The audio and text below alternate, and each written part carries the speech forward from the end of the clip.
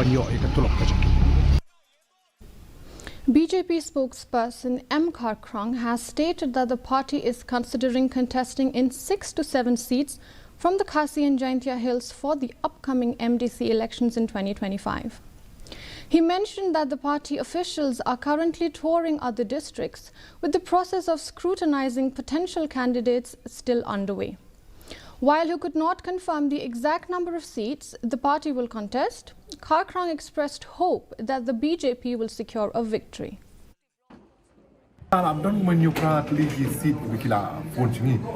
Undai tang nani nangi po Jaintia nang Peru. Ti nono kata ru ki nongkit kam jungi ru nang elect po district natai nang tools po district. But definitely in contest in election MDC.